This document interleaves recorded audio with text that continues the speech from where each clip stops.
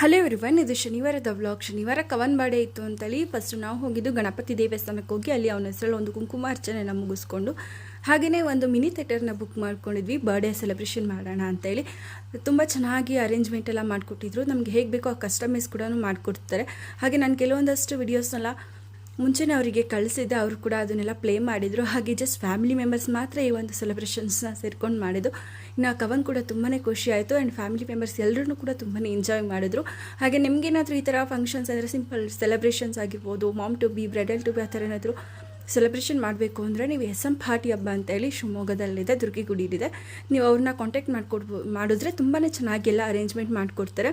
ಹಾಗೆಯೇ ಇನ್ನು ಅಲ್ಲಿಂದ ಮುಗಿಸ್ಕೊಂಡು ನಾವು ಹೋಗಿದ್ದು ಮಲ್ನಾಡ್ ಗೆಟ್ವೇ ಅನ್ನೋ ಒಂದು ಹೋಟೆಲ್ಗೆ. ಇದು ರೀಸೆಂಟಾಗಿ ಓಪನ್ ಆಗಿರೋದು ಶಿವಮೊಗ್ಗದ. ತುಂಬಾ ಚೆನ್ನಾಗಿದೆ. ಆ್ಯಂಬಿಯನ್ಸ್ ಆಗಿರ್ಬೋದು, ಅಲ್ಲಿನ ಫುಡ್ ಆಗಿರ್ಬೋದು, ಆ ವೈಬ್ ತುಂಬಾ ಚೆನ್ನಾಗಿದೆ. ನನಗಂತೂ ತುಂಬಾ ಖುಷಿ ಆಯಿತು. ನೀವು ಒಂದ್ಸತಿ ಟ್ರೈ ಮಾಡಿ. ಹಾಗೆ ಇಲ್ಲಿ ಕೋಸ್ಟಲ್ ಫುಡ್ ಕೂಡ